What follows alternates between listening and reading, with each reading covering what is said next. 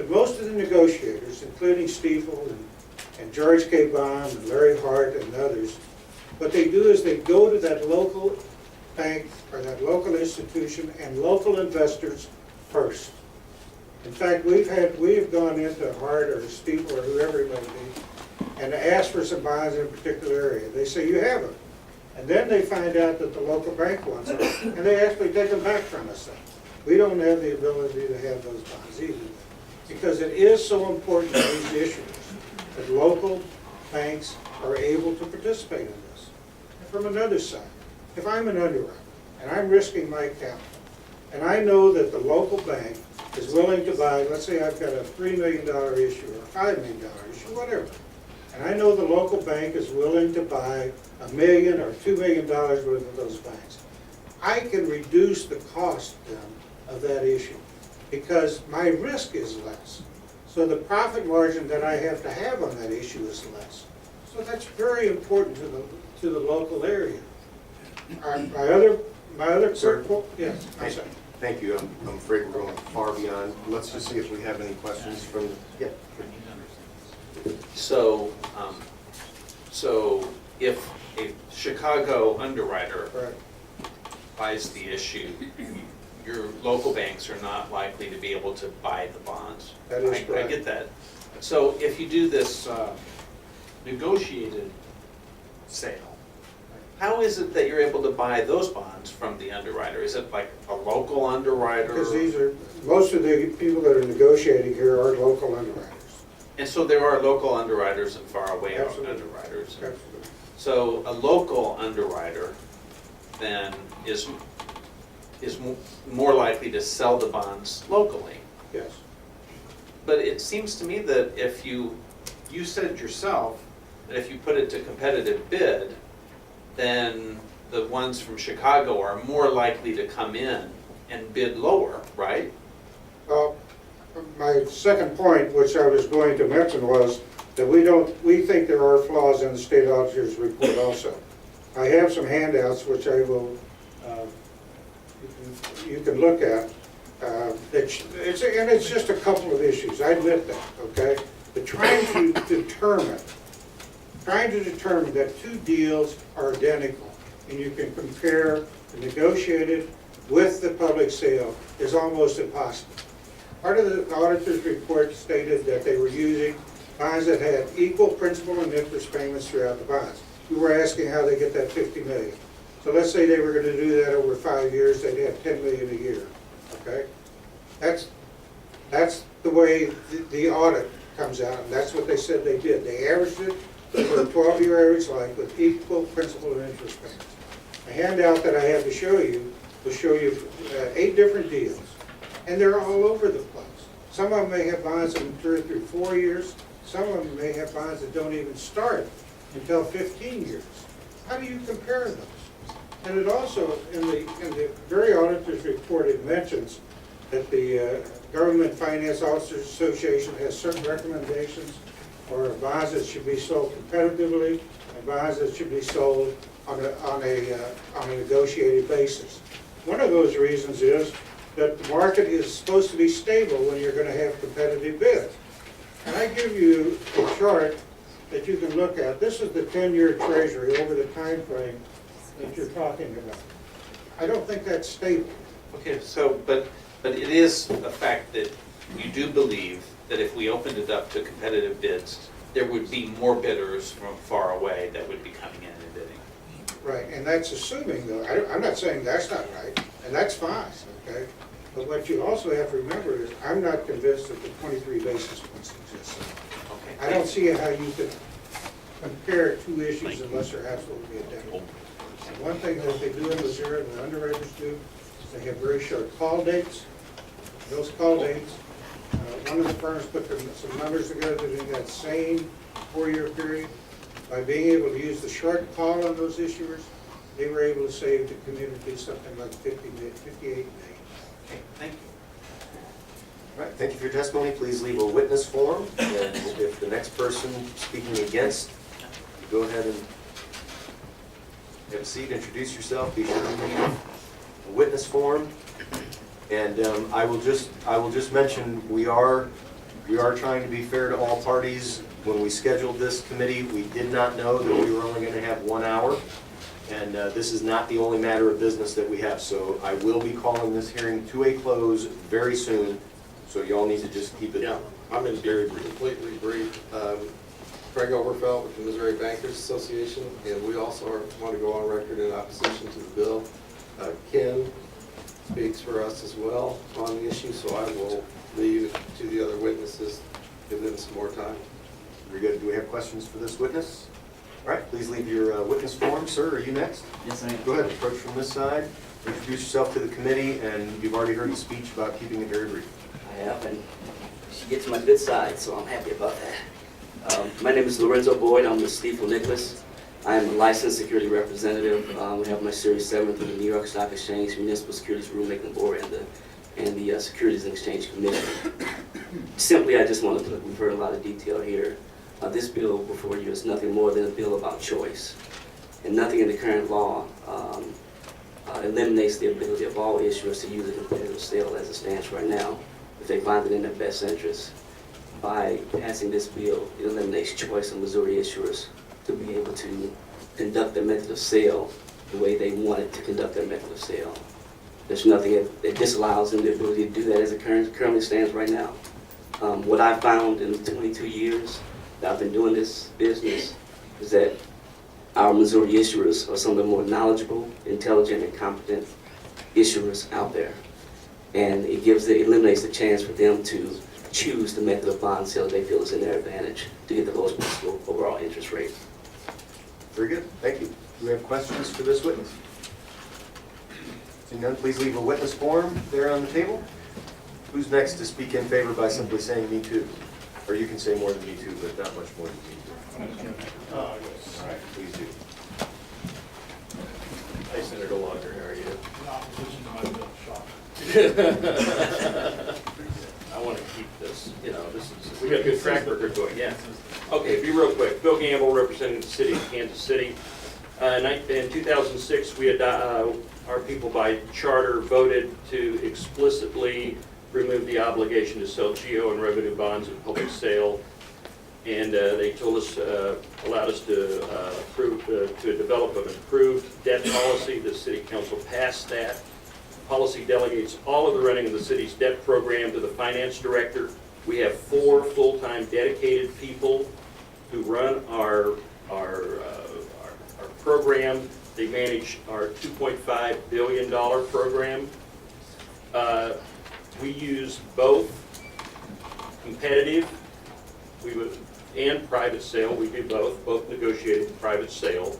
We need that flexibility because you want to make the best deal at the best time. Sometimes the competitive way to go, Senator, because you're able to get as many people in, but sometimes because of market conditions, you have to do the negotiated sale. That's just one of the things that you have to do to get the best deal. We're trying to do the best deal for our citizens to make sure they're paying the least amount on our debt. So we would say that market conditions and refunding bonds and such, they dictate what form that we use. We're a little different. We recognize that because we have a dedicated staff that looks at our program. We've been very successful. Our bond rating is, we've got a AA bond rating. And I would just say that we just strongly disagree with Mr. Shower's assessment. We have a nationally recognized finance director, and we'd love for him to come over and talk to Randy Landis. Questions for this witness? Who are you representing? City of Kansas City. Okay. And I'm not representing the bankers or the. So you feel basically what I'm hearing you say is that the city of Kansas City feels that by having the option of doing both, they can choose the best deal for them. Absolutely, and we have used both. Then my question to you is, do you believe that all of the other political subdivisions that are out there that this would affect have that same kind of expertise and knowledge? I'm sure that there are some that certainly go out and search for that expertise, and they may not have the staff that we have, but I think that they probably do the examination and have the responsibility to make sure they're getting the best deal. I would think that. I wouldn't know that for sure, but I can tell you right now that in all due respect, to my friend Senator Lager, we think this bill, with the restrictions in it, will cost us more money because it limits our flexibility. Thank you for your testimony. Please leave a witness form. Mike Reed, Missouri School Board Association, me too. Very good. All the Lincoln School administrators, me too. Very good. Terry Gill, Missouri Rural Water Association. Very good. Who else? I wanted to do a Me Too, but one thing I wanted to point out, Todd Smith, representing Missouri Association of Counties and Missouri Municipal League, wanted to point out, bidding is not free. Obviously, you're going to have to advertise, you're going to have to hire somebody to write that RFP, to generate a document that literally is a ream of paper. Your small community is doing a $500,000 general obligation bond, just wouldn't be able to afford to do it. So, happy to answer any. Senator Shaw. So you're representing all the counties in Missouri, Correct. and you believe that this bill would cost the counties more money when they go to borrow money? Yes, because they don't have the expertise to write up that RFP. They're going to have to hire somebody to do that and then send it out. Very often on these small ones, a $500,000 one, at 20 basis points it'd be peanuts, but it's going to cost you more than that to do the advertising and everything else. So. Okay, thank you. And many times, these very small ones, $500,000 road improvements or a bridge or something, you may get one bid, because those aren't attractive. They want the big ones, and so these little ones just don't receive any competitive bids. Thank Very you. good. Thank you for your testimony. Anyone else to speak against? Anyone to speak for informational purposes only? Senator Lager, ordinarily we allow the senator to give final thoughts, but there's already been enough talk on this bill. Thank you. Thank you for bringing it to us. All right, we're going to go ahead and call the roll at this point. Madam Secretary, call the roll. Chairman Nieves. Vice Chairman Shaw. Senators Flagler. Here. Romine. Here. Sylvie. Here. Holzman. Nasheed.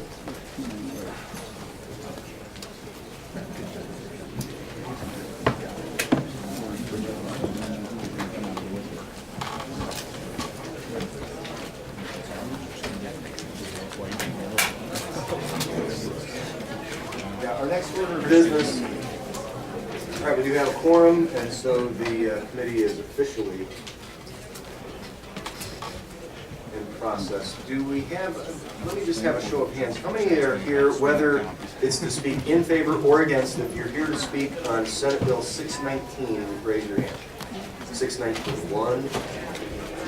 All right, well, we're going to go ahead and have this hearing very quickly. This is a bill that we already heard in this committee last year, and we passed out of committee, and so this is just an update on it. I'm going to present the bill, so I'll turn it over to the Vice Chairman. We'll do this very quickly.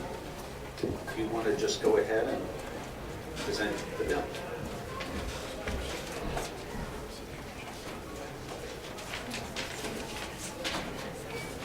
Thank you, Mr. Chairman, members of the committee. Senator Brian Nieves, representing the 26th Senatorial. Here to introduce Senate Bill 619, actually not introduce it, but reintroduce it. Last year, we passed Senate Bill, or the equivalent of Senate Bill 619 out of this very committee, and then we were able to pass it out of the Senate with an overwhelming majority. It passed out of the House with an overwhelming majority and was then vetoed by the governor. The veto letter talked about the governor having some concern about whether or not the bill or the law would have called into question any foreign adoptions. And so we went back, rewrote the bill, and have expressly taken care of that particular concern. You'll find that all the way at the very end, Section 9, which is on page 83, where it just simply puts in the provision that would have already been obvious, but I guess maybe the governor didn't quite understand the law. And so that was taken care of. And then the other thing that we did was we took care of some concerns that were brought to us from the business community concerning business agreements, contracts that are made that might involve other countries. In fact, over the interim, Mr. Chairman, I, through my consulting business, entered into an agreement with a Canadian company where I had this exact same thought came to mind, and so we've worked with the Chamber of Commerce, added some language. We have an amendment that we will be attaching to the bill that takes care of that concern as well. So that's the quick down and dirty on the bill. He'd be happy to answer any questions. Otherwise, I think there are just two people that wish to speak in favor. Any questions for the sponsor of the bill? Seeing none, who would like to speak in favor of the bill? Maybe they can both come up and one sit on my right. That'll be and one sit just on my fine. left. Thank you, excuse me, thank you, Mr. Chairman. Jay Adkins, General Counsel for the Missouri Chamber of Commerce and Industry. We did have a small concern about choice of law in certain legal proceedings, and we worked with the Senator and with, I believe, the next witness, Mr. Messer, and are satisfied that those have been adequately taken care of, and we appreciate the Senator's hard work on this bill. Are there questions for this witness? Seeing none, thank you so much. Thank Be you, sure to Chair. fill out a witness form. And next. Thank you, Mr. Chairman, members of the committee. For the record, Avery Messer with Missouri Family Network. Certainly appreciate the work that been done with Jay in correcting any issues that could interfere with any kind of business-related questions regarding the court and law from other countries. We've alleviated those and very happy to work with him. The adoption issues that the governor has pointed out in his veto letter have been addressed. Again, those issues are all covered under the Hague Convention. We're just drawing his attention to that. Other than that, happy to answer any Are questions. there any questions for this witness? Seeing none, thank you so much. Fill out a witness form. Does anyone else wish to speak in favor of Senate Bill 619? Seeing none, does anyone wish to speak in opposition to Senate Bill 619? Seeing none, does anybody wish to speak on an informational basis on Senate Bill 619? Seeing none, that draws to a close the hearing on Senate Bill 619.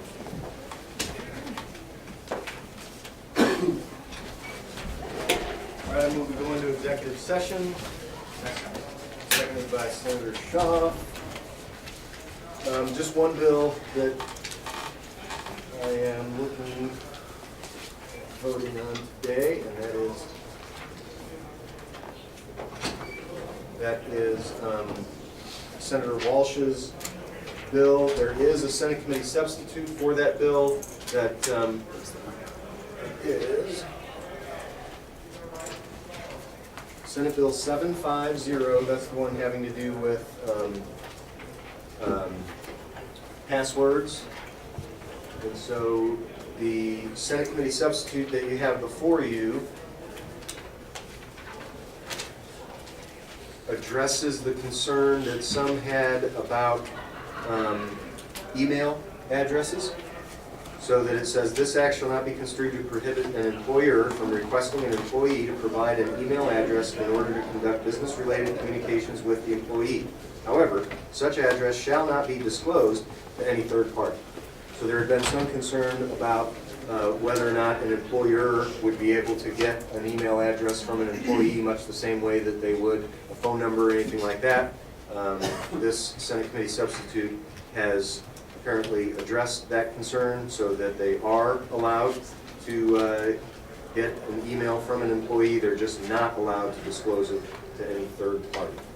So I would move for the adoption of the Senate committee substitute. Is there a second on the adoption motion?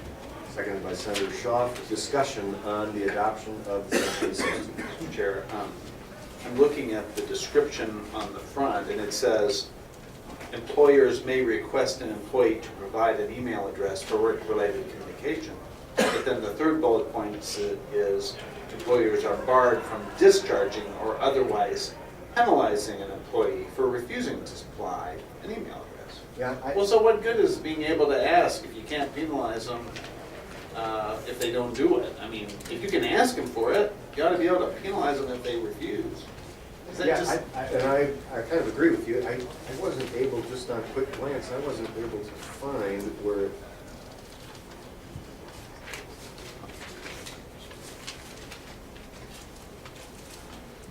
I know the Senate committee substitute had originally was supposed to only cover that very final section, section 10. Senator Lively, did you see something in here about that? Well, I'm the same way Senator Shaw was on it. and also had something else on my mind there on that. First of all, I think that employers should be able to have an email address, and that's a normal way of communicating anymore. And this basically got started with password protection. It has nothing to do with passwords, it has somebody's email. Okay. Perhaps I mean, we if you should send just somebody an set email, this you don't need a aside. password. And we Yeah, have a- I might withdraw my motion on the adoption, because I don't find that portion as quickly as I would like to. I'm not finding the portion that specifically talks about discharging people over an email. My understanding, page 3, If they discharge, otherwise penalized, pursuant or refusal to disclose any information in subsection 3 or 10. Subsection 10 is about requesting an email address. It seems to be convoluted. I'm not comfortable making a quick vote with that. Yep, I will withdraw my motion on that. And seeing no further business to come before the committee, we're adjourned.